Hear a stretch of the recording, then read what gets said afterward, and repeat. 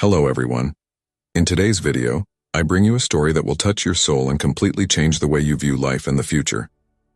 We are going to meet Caspian Hall, an orthopedic surgeon who was struck by lightning and thrust into a near-death experience that challenged everything he believed.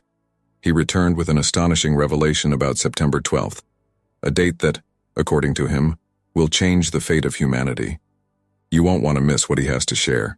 So before we begin, make sure to like the video, subscribe to the channel, and turn on notifications so you won't miss any videos like this.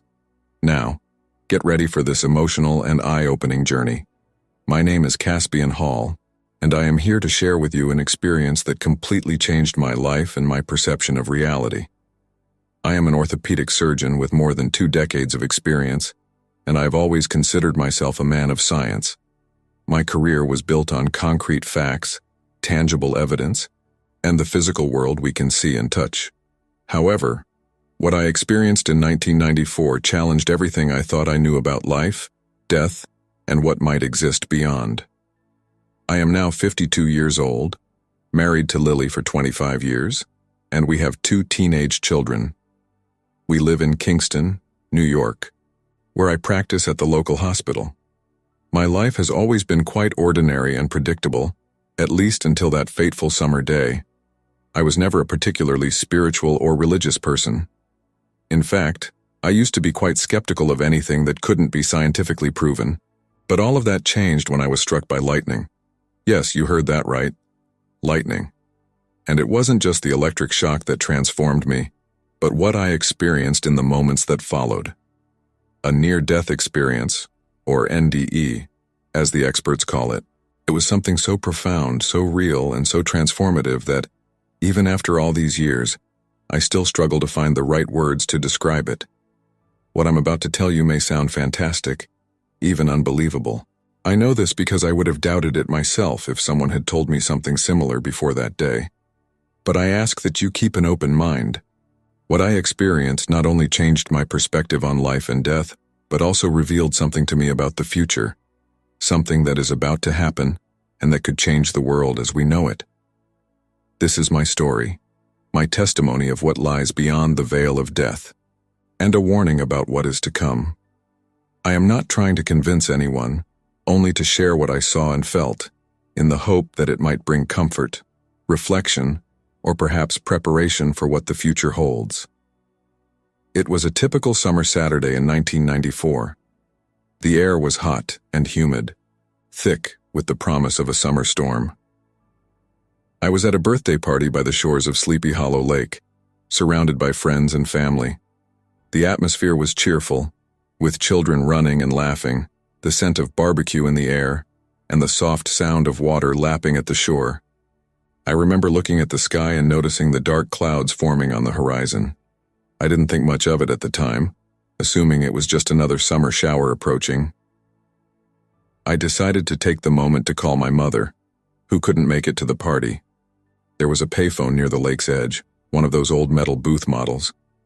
As I walked toward the phone, I felt a change in the air. The breeze grew stronger, and the sky darkened even more.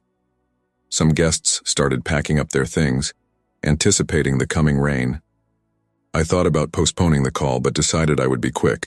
I entered the phone booth and began dialing the number. It was at that moment that everything changed. There was no warning, no preceding thunder. Suddenly, a blinding flash filled my vision, instantly followed by a deafening boom. It felt like my entire body was on fire, every nerve screaming in agony. The impact threw me backward with unimaginable force. I remember seeing the world spin around me in slow motion, fragments of the phone booth flying through the air. Then, everything went dark. I don't know how long I was unconscious. When I woke up, the first thing I noticed was the silence. A profound, absolute silence that seemed to swallow everything around me. I opened my eyes, expecting to see the chaos of the storm, but what I saw left me speechless. I was floating above my own body. The scene below me was surreal. There I was, my physical body, lying on the ground near the wreckage of the phone booth. People were running in all directions, some shouting for help, others bending down to check my vital signs. But I wasn't there. Or rather, I was, but not in the way I had always known. I was floating several meters above the ground, watching everything with extraordinary clarity. I could see every detail, every expression of panic on the faces of those below, every drop of rain beginning to fall. It was as if my senses had been amplified 1,000 times. Colors were more vibrant, sounds, though distant, were sharper, and I could perceive every movement around me with incredible precision. I tried to get the attention of the people below, to shout that I was okay, that I was up there, but no one seemed to hear or see me. My voice produced no sound, and my movements didn't affect the world around me. That's when the reality of the situation began to sink in. I had left my physical body. Strangely, I didn't feel afraid. On the contrary, a sense of peace and tranquility enveloped me. It was as if a huge weight had been lifted from my shoulders. All worry, anxiety, or pain simply vanished. I felt light, free, and completely at peace. As I watched the scene below, I noticed something even more extraordinary. A golden light began to form around me. It was unlike anything I had ever seen before. It was warm, welcoming, and seemed to pulse with a life of its own. The light grew more and more intense until my entire field of vision was filled with it. At that moment, I felt a presence. I couldn't see distinct forms, but I knew I wasn't alone. It was as if I were being enveloped by an unconditional love, a deep understanding that transcended any human experience I had ever had. Then the figures began to materialize in the light. They weren't exactly like the angels we see in paintings or movies. They were more like beings of pure energy, radiating a light so intense it was almost difficult to look at them directly. There were no words exchanged, but I could feel communication happening on a deeper level, as if we were sharing thoughts and emotions directly. At that moment, I knew I was on the verge of something much greater than myself, something that would change not only my life but potentially the course of humanity. While immersed in that golden light, surrounded by presences I can only describe as angelic, I began to receive a series of revelations. They weren't information in the traditional sense, with words or clear images, but deep understandings that seemed to be implanted directly into my consciousness. The first revelation was about the nature of reality. I realized that what we call reality is just a tiny fraction of a much larger and more complex universe. Our physical existence is like the tip of an iceberg, with most of who we truly are existing in dimensions beyond our normal perception. Then came an understanding about the interconnectedness of all things. I saw, or rather felt, how everything in the universe is intrinsically linked. Every thought, every action, every particle of existence is connected in a cosmic web of energy and consciousness. This vision made me understand that our actions have repercussions far beyond what we can imagine. Then, something unexpected happened. Amidst this explosion of knowledge and understanding, a clear image formed, a calendar. And on this calendar, one specific date shone with an intensity impossible to ignore. September 12th. There was no year associated, just the day and month. But I knew, with a certainty I can't explain, that this date was of extreme importance. I tried to grasp the meaning of this date, to seek more information. But the angelic presences seemed to indicate that the full knowledge was not yet within my reach. It was as if they were telling me, "You will know when the time is right." Along with the vision of the calendar, I received a series of impressions about upcoming changes. I saw humanity undergoing a profound transformation, an evolution of consciousness on a global scale. These weren't visions of catastrophes or the end of the world, but of a collective awakening, a paradigm shift that would affect all aspects of human life. I also gained insights into my own role in this process. I understood that my near-death experience wasn't an accident, but part of a larger plan. I had been chosen, for reasons I didn't fully understand yet, to be a kind of messenger, someone who could help prepare others for the changes that were coming. All this knowledge, these revelations, were transmitted in an instant that seemed to last an eternity. It was as if I had access to all the wisdom of the universe, but could retain only fragments of it in my human consciousness. As the intensity of the visions began to fade, I felt a deep sense of gratitude and a purpose I had never experienced before. I knew that, regardless of what happened next, my life would never be the same. Just as the transition to the spiritual realm was sudden, the return to my physical body was equally abrupt. One moment, I was immersed in golden light, surrounded by angelic beings and flooded with cosmic knowledge. The next moment, I was pulled back to physical reality with overwhelming force. The first sensation was pain, intense pain that seemed to course through every fiber of my being. The contrast with the peace and serenity I had experienced moments before was shocking. I opened my eyes with difficulty, the daylight seeming blinding and aggressive. Sounds returned in a deafening cacophony, worried voices, distant sirens, the sound of rain. I realized I was lying on the wet ground, surrounded by anxious faces. A nurse who had been at the party was leaning over me, checking my vital signs. "He's coming back," I heard someone shout. Physical reality seemed harsh, raw, and almost unbearably limited compared to what I had experienced. I tried to speak, to tell everyone what had happened, but no sound came out. My body felt heavy and disconnected, as if I were trying to operate a complex machine without an instruction manual. Gradually, I became more aware of my surroundings. The storm had passed, leaving behind a clear sky and fresh air. It seemed like a perfect metaphor for the transformation I had just undergone. As I was being prepared to be taken to the hospital, a feeling of frustration began to wash over me. I wanted to return to that state of expanded consciousness, to the infinite peace I had experienced. The physical world, with all its limitations and complications, now felt like a prison. However, along with this frustration came a sense of purpose. The visions and knowledge I had received during my experience began to solidify in my mind.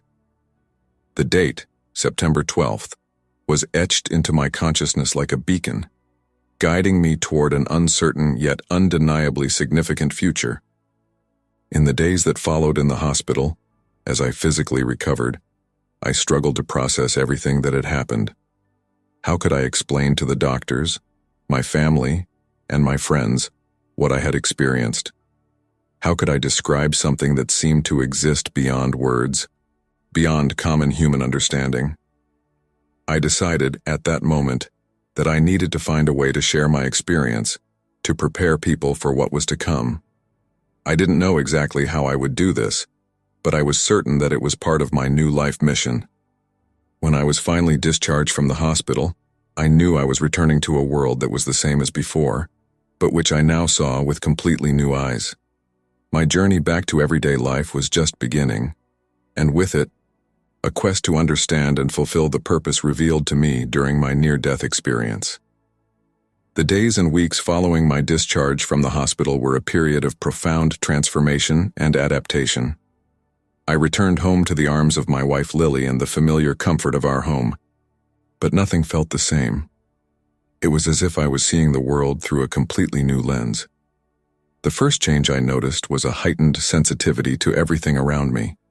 Colors seemed more vibrant, sounds sharper, and I could feel the emotions of those around me with unsettling intensity. It was as if my senses had been amplified, making every experience deeper and more meaningful. But the most surprising change was my sudden connection to music, especially the piano. I had never been particularly musical before, but now I felt an irresistible pull toward the black and white keys. It was as if music was a language I had always known but could only now speak. I bought a piano, and to everyone's amazement, including my own, I could play complex melodies without ever having taken a single lesson. Lily, my wife, has been incredibly patient and understanding, but I can see the worry in her eyes. She tries to understand the changes I'm going through, but it's hard for her, for anyone, to truly grasp what I experienced. Sometimes, I catch her watching me with a mixture of fascination and fear, as if she's unsure of who I've become. My return to work was another challenge. As a doctor, I've always prided myself on my scientific and rational approach.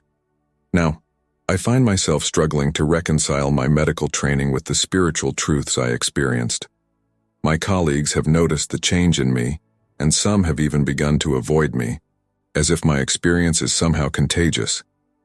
The biggest challenge, however, has been dealing with the knowledge of what's to come. The date of September 12th is constantly on my mind, a constant reminder that something monumental is approaching. I try to decipher the meaning of this date, looking for clues everywhere, but the answers remain elusive. Sometimes, I wake up in the middle of the night, drenched in sweat, with visions of golden light and angelic figures dancing in my mind. In those moments, I feel an overwhelming urgency to do something, to prepare, gently suggesting that my experience might be the result of the physical trauma I suffered. Part of me understands his concern, but deep down, I know that what I experienced was real and meaningful. As I struggle to find a balance between my new reality and the world around me, I feel increasingly isolated. It's as if I'm living between two worlds, the physical one everyone knows and the spiritual one I experienced. The disparity between these two realms is sometimes overwhelming, leaving me with a sense of loneliness I've never known before. However, despite the challenges, I feel an inner peace I've never known before. The certainty that there is something greater, something beyond this physical existence, comforts me in the most difficult moments.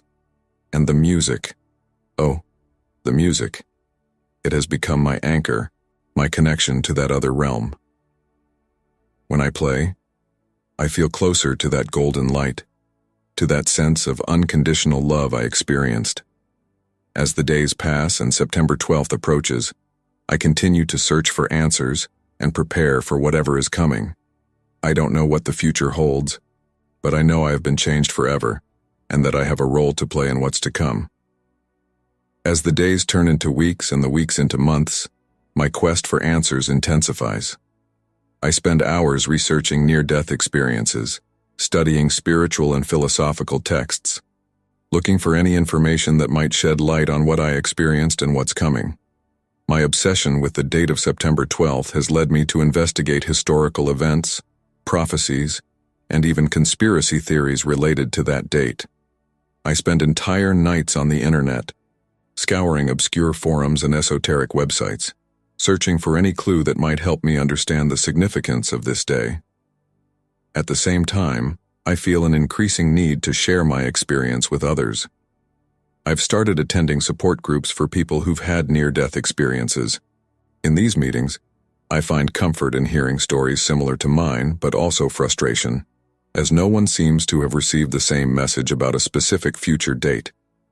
I've also decided to start writing about my experience. I keep a detailed journal, recording not only what happened during my NDE, but also the ongoing changes I'm experiencing and my reflections on what it all might mean. Sometimes, I think about publishing these notes, but something tells me the time isn't right yet. My search for answers has also affected my medical practice. I've become increasingly interested in the intersection between medicine and spirituality. I read studies on the power of the mind over the body, on alternative healing techniques, and on the spiritual experiences of terminal patients. This has caused some friction with my more traditional colleagues, but it has also attracted patients who seek a more holistic approach to their health. Amid all of this, I continue to play the piano. Music has become not only a source of comfort but also a tool in my quest. Sometimes, when I play, I enter an almost meditative state, and insights about my experience seem to flow through the notes. It's as if music is a bridge between the worlds I now know.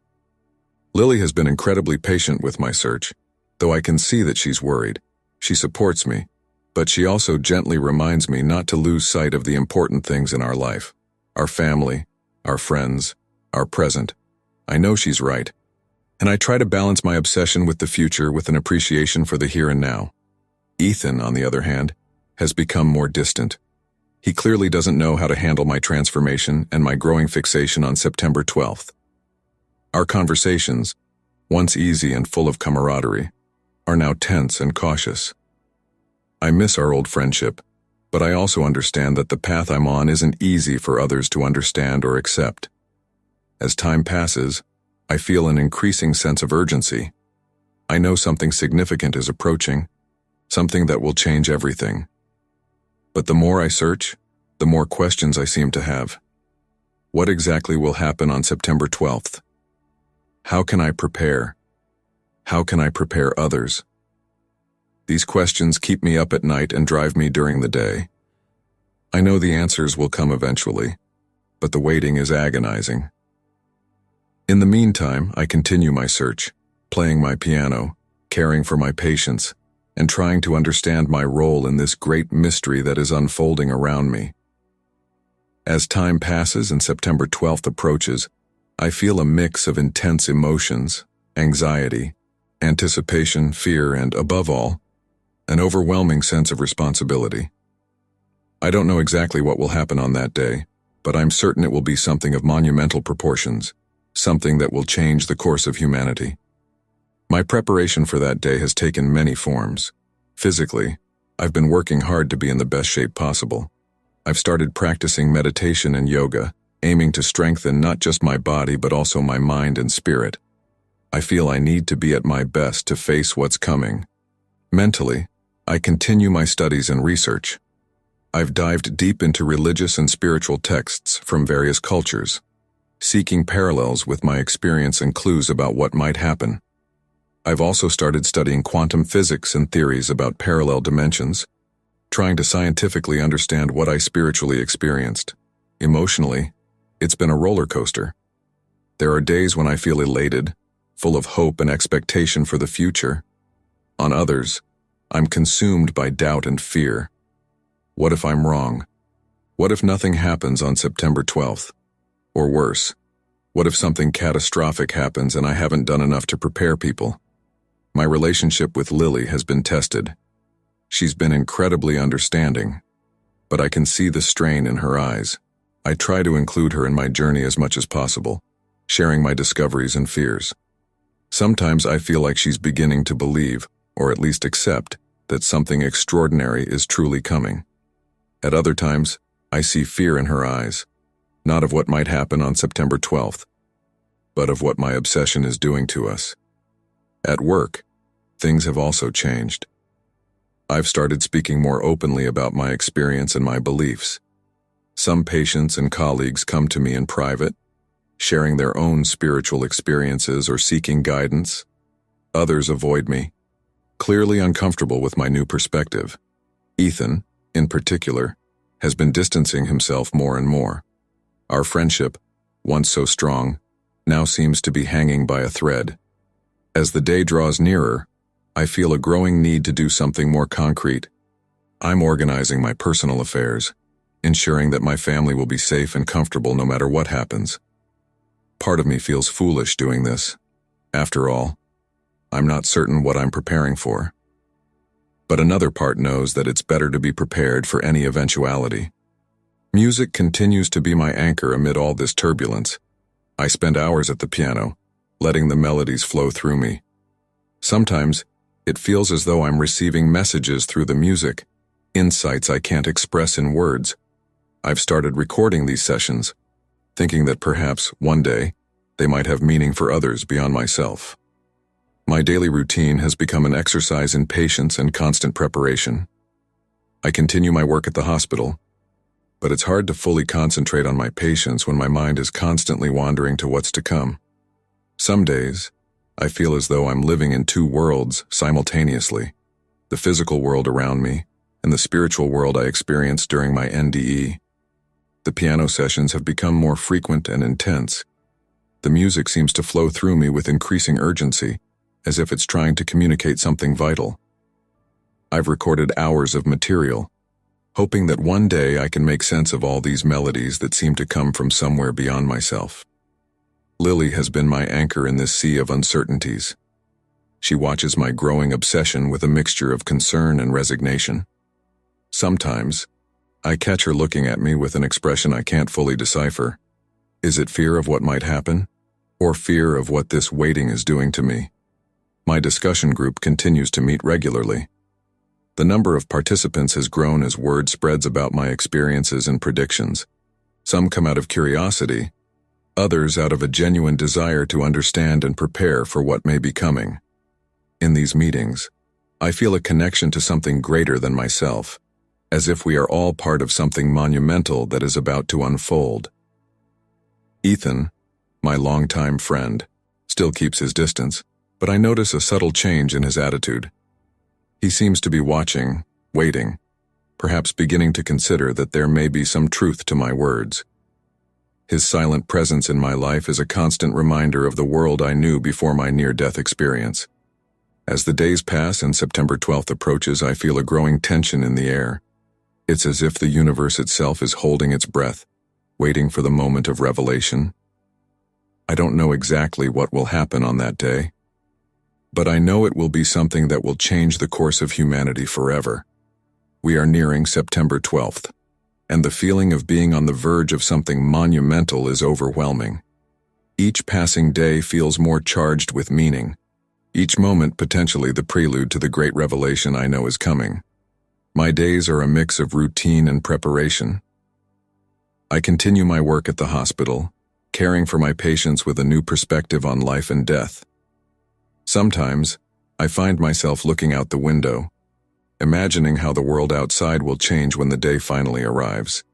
The nights are filled with increasingly intense piano sessions. The melodies that flow through me seem to carry messages that I still can't fully decipher. I've recorded hours of music, feeling that each note may hold significance in the near future. Lily has been my rock throughout this entire process. She watches my growing agitation with a mixture of concern and unconditional love. Sometimes, I catch her looking at me with an expression I can't fully interpret. Is it fear of what might happen, or fear of what this waiting is doing to me?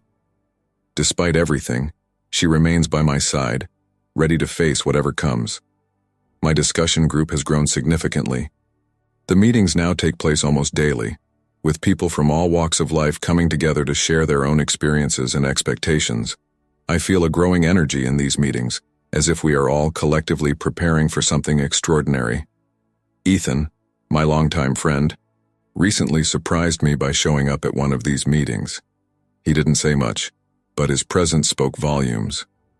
I see an internal struggle in him, the skepticism of a doctor battling the possibility that something truly unexplainable might be about to happen. As we approach September 12th, I feel a subtle shift in the air. It's as if the very fabric of reality is preparing for something monumental.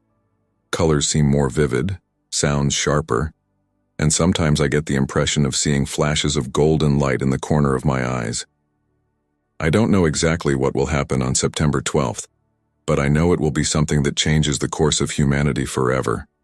I feel like a guardian of precious knowledge, waiting for the right moment to share it with the world. While I wait for that fateful day, I continue to prepare as best I can. I meditate, play piano, care for my patients, and spend time with my loved ones. I know that, whatever happens, my near-death experience has prepared me for this moment. The future is uncertain, but I am ready to face it. When September 12th finally arrives, I will be here, with open arms, ready to receive whatever the universe has in store for us. Until then, I remain vigilant, hopeful, and, above all, grateful to have been chosen to be part of this extraordinary moment in human history. If you enjoyed this beautiful spiritual testimony, please leave a like, comment your impressions, subscribe to the channel, and don't forget to turn on the notification bell so you won't miss any new videos and can help us spread this message to more people. See you next time.